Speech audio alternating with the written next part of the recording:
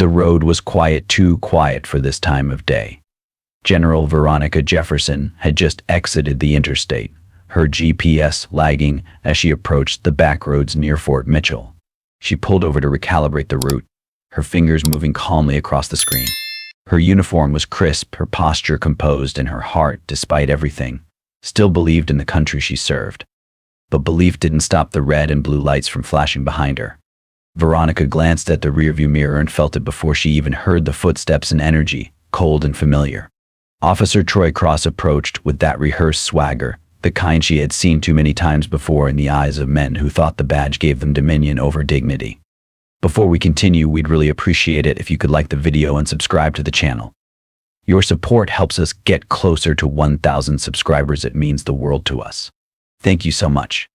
She rolled the window down, her voice measured. Good afternoon, officer. He didn't answer.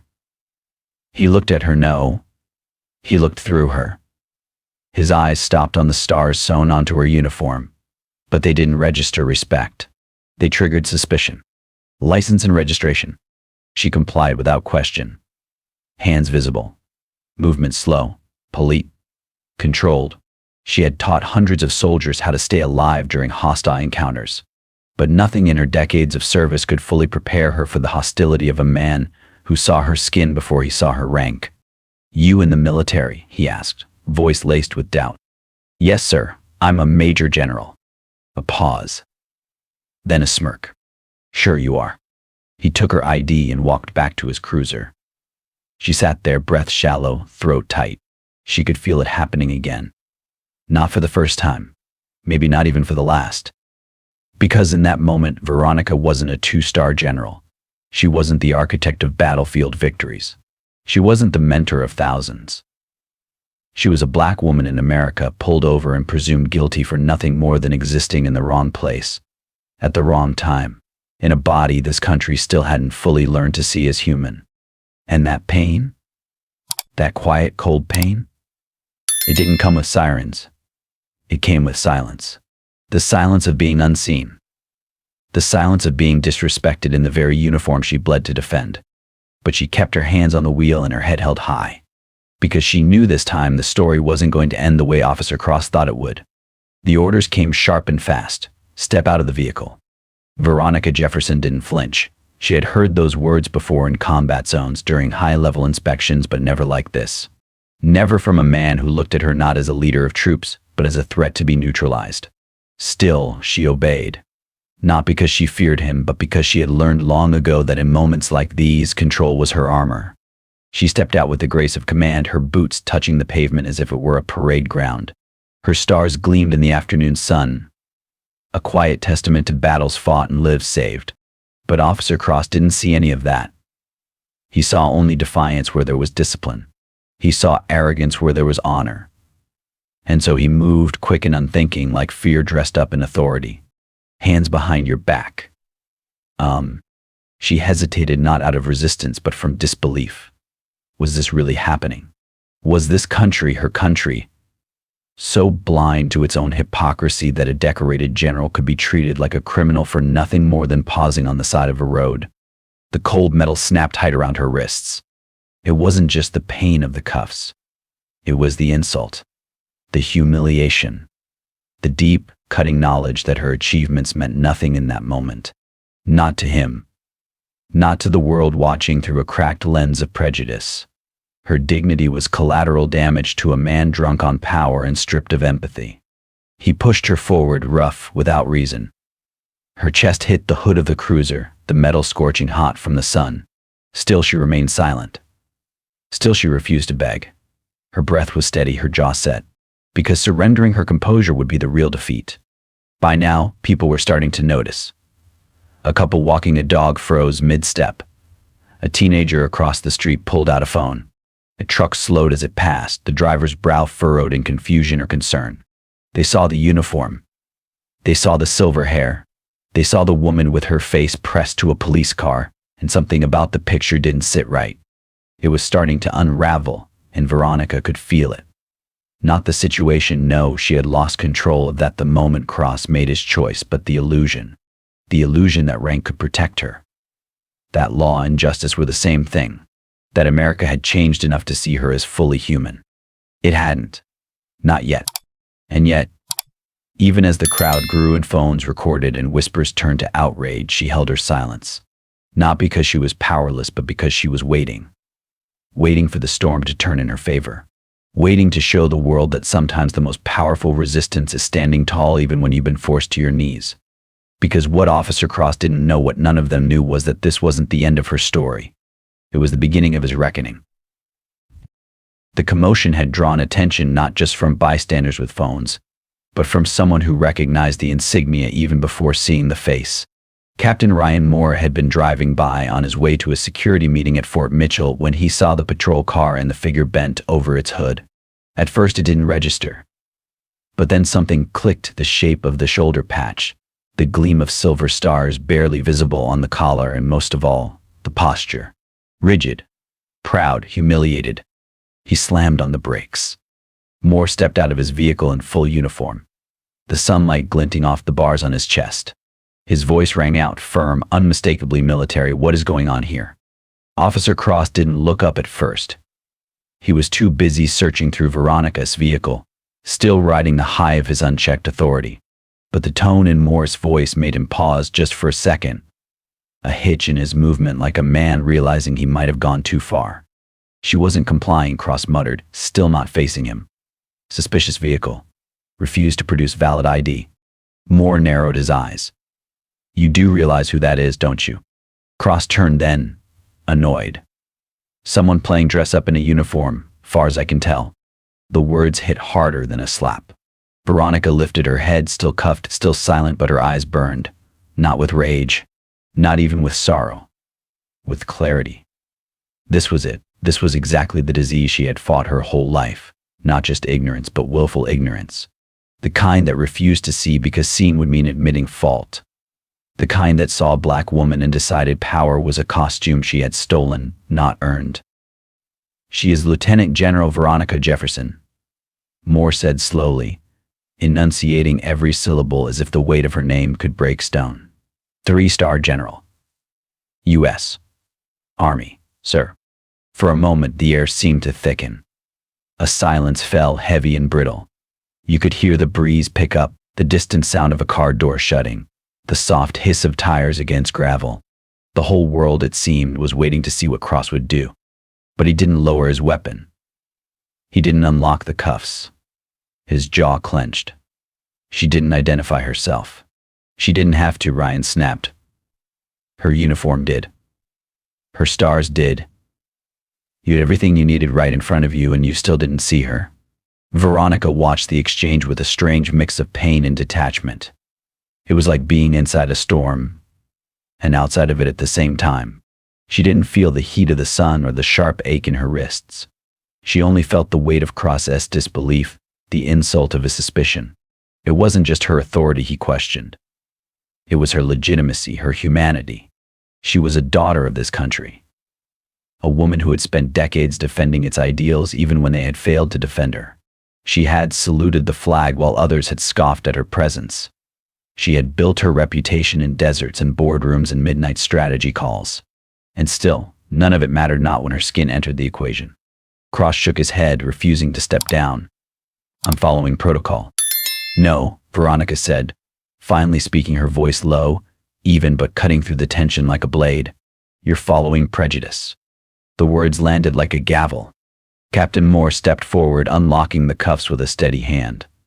"Ma'am," he said, his voice thick with something like shame and reverence all at once. "I'm so sorry." Veronica nodded but said nothing more. Her silence was louder than any lecture. As Cross stood to the side, still defiant, still unable to admit his failure, she didn't look at him. He no longer deserved her gaze. He had already shown who he was. And deep inside, Veronica knew this wasn't just about her. It was about every soldier who ever wore the uniform with pride and still got pulled over on their way home. Every woman of color who had to outrank everyone in the room just to be heard. Every quiet insult disguised as protocol. She was still standing. Still composed. But something had shifted. This wasn't just about stopping one man anymore. This was about exposing everything he represented. And the time for silence was over. The wind shifted before the sound arrived. A low, thunderous thrum rolled across the treetops like a distant storm gathering speed. Cross stiffened, one hand still near his belt, but his bravado wavered. Captain Moore turned toward the horizon with military instinct, head tilted, posture alert. And Veronica, still standing beside the cruiser, raised her eyes to the sky. The helicopter appeared over the ridge, like a dark omen wrapped in steel. It cut through the clouds like a blade, its presence both elegant and menacing.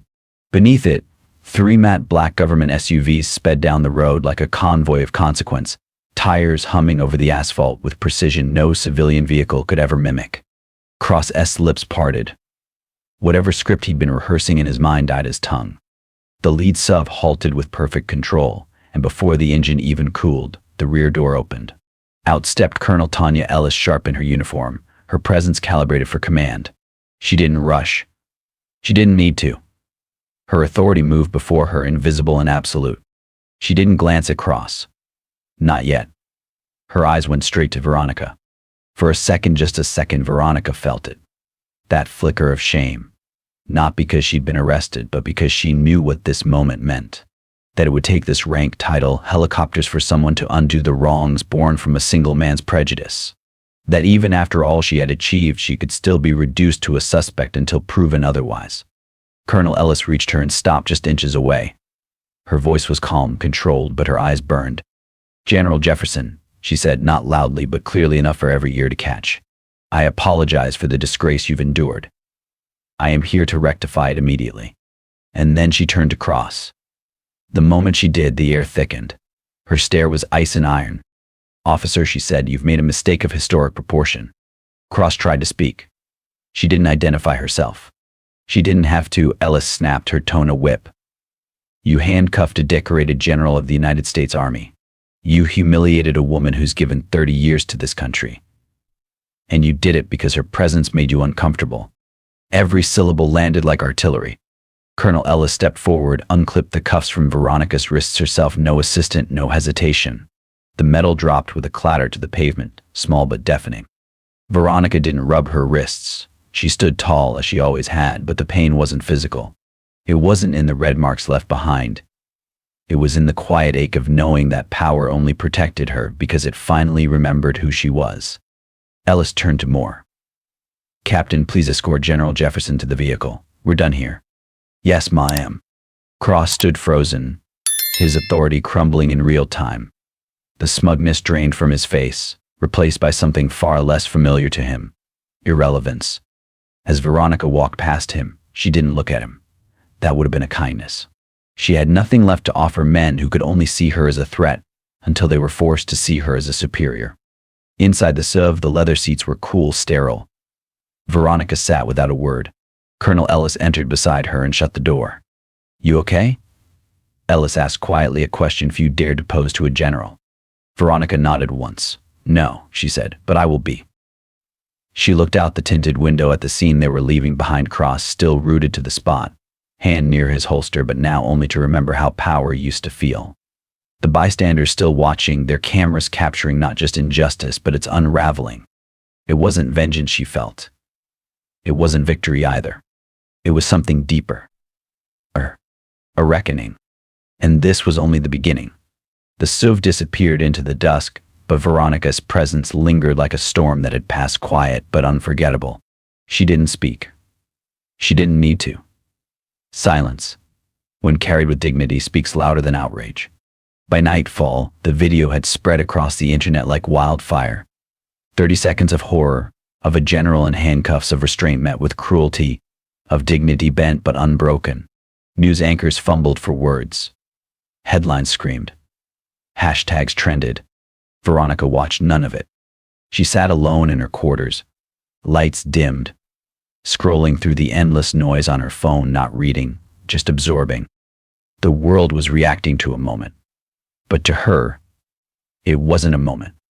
It was a pattern. It had just happened to wear her name this time. Meanwhile, Officer Cross found himself on administrative leave. The department scrambled statements, investigations, closed-door meetings. Shock spread through the precinct, but it wasn't because someone like him had acted this way. It was because this time the world had seen it. And Veronica? She stared at the ceiling that night, one arm draped across her forehead, the echoes of that roadside still pounding in her chest. Not rage. Oh, exhaustion. Because being seen should never have to be earned, not with medals, not with rank, not with pain. But maybe, finally, the reckoning had begun. The body cam footage was damning clear, undeniable and haunting.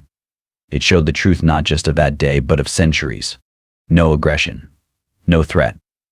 Just a black woman in uniform, complying and still treated like she didn't belong. The Department of Justice didn't wait. Neither did the FBI. The investigation moved faster than anyone expected. And for once, the weight of the system tilted toward truth. The report confirmed what millions had seen with their own eyes.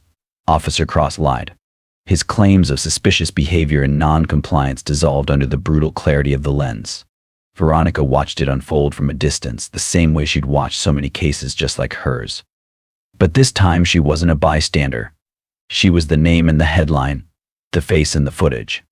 And still, part of her hesitated.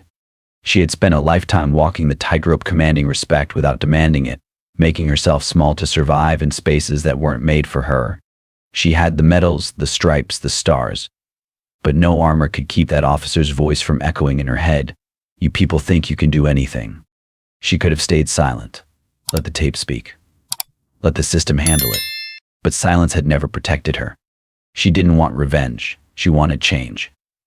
And change doesn't come to those who wait quietly. So she stood up. Not as a victim. Not even as a general. As a voice too loud to be ignored. The press conference was scheduled at 0900 sharp in the Pentagon briefing room.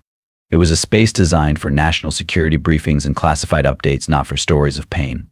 Not for stories like hers. Yet that morning the rows were packed. Cameras aligned like soldiers. Reporters held pens and questions, but mostly they held tension. And then she walked in. Lieutenant General Veronica Jefferson, 3 stars on her shoulder, centuries of history on her back. She wore her uniform not as a shield, but as a statement. She took the podium, adjusted the mic once, and then let the silence settle. No teleprompter, no notes, just truth. When I was dragged from my car, handcuffed, and humiliated on the side of a quiet road in my own country, she began, her voice steady. It wasn't just my dignity that was attacked. It was every silent moment we've let pass. Every unchecked assumption. Every time the color of our skin was read as a threat, even when stitched into a military uniform. Her voice never rose, but it cut through the room like steel. This is not about one officer. This is about a culture, a structure, a disease we've allowed to survive in the seams of our justice. I do not stand here as a victim seeking pity. I stand here as an American demanding accountability for myself and for everyone who's never been given a podium to say the same. There were no follow-up questions. No one dared. Because in that room and far beyond it, something had shifted. And Veronica, tired, scarred, unshaken, had just led a different kind of battle. One with words instead of weapons. One where the mission was not survival, but justice. The news broke like thunder on a quiet afternoon. Officer Troy Cross terminated. Not suspended. Not reassigned. Fired. Stripped of his badge, the uniform he had once worn now little more than a memory tainted by arrogance and bias. The official statement cited excessive force and conduct unbecoming. But everyone knew what it really meant. The world had seen who he was, and the world had finally said, enough. He became a name whispered in disgrace. A case study in every academy classroom. A headline for every training session titled How Not to Serve. His image, once framed by flashing red and blue lights, now faded behind apology and consequence. The department's silence could no longer shield him. Not after the footage. Not after Veronica spoke. He had thought he was untouchable, hiding behind a system built to protect men like him. But the system had shifted. Because she had made it shift. And as he vanished into infamy, she rose. Lieutenant General Veronica Jefferson didn't ask to be a symbol. She had spent a lifetime simply trying to serve her country with honor. But when the world thrust her into that role, she didn't shrink. She stood. And something extraordinary happened. People stood with her. To some, she was the embodiment of quiet dignity, proof that strength could be graceful. To others, she was the voice they'd waited for, the one that said what they had only whispered. She became more than her rank, more than her scars. She became the answer to a question too long ignored. What does justice look like when it wears a uniform, but is still treated like a threat? Her story didn't end with a court date or a headline. It continued in town halls where citizens demanded reform, in classrooms where young cadets were taught her name, in the quiet hearts of those who had once felt invisible, and in every soul who believed that dignity should never have to be earned through suffering. Because Veronica Jefferson reminded the world that when injustice meets unshakable grace, there is no hiding from the truth, not even behind a badge. Time moved forward, but the impact of what happened on that quiet roadside never faded. It echoed through the halls of power and policy, into training manuals and lecture halls. General Veronica Jefferson didn't return to silence. She returned to purpose. She began working behind the scenes at first, advising on reform panels, consulting with lawmakers, sitting across from young officers with eyes full of duty and questions. She taught them not just tactics, but perspective, not just chain of command, but the weight of history behind every decision, every uniform, every encounter. Veronica didn't speak from bitterness. She spoke from truth. And that truth reshaped minds. Her story became required reading in law schools, dissected not for its drama, but its depth. Cadets at police academies studied the footage not to critique her, but to understand themselves. Officers in training watched and listened to the woman who had endured what no uniform should justify, and they asked, "What would I have done?" That question became the beginning of their real education. She wasn't trying to become a hero. She was trying to make sure no one else had to wear both a badge and a target. And in doing so, she redefined what leadership looked like. At conferences, when Veronica spoke, the room always fell silent, not from fear, but from reverence. They weren't just listening to a general. They were witnessing a movement, a reckoning, a promise. Her legacy wasn't carved into stone. It was carved into the conscience of a generation, and it would not be forgotten. Note: this story is entirely fictional and created for the purpose of raising awareness. It highlights issues of responsibility, justice, and the importance of treating everyone with respect and dignity. We firmly oppose violence, prejudice, and injustice in all forms. Viewer discretion is advised.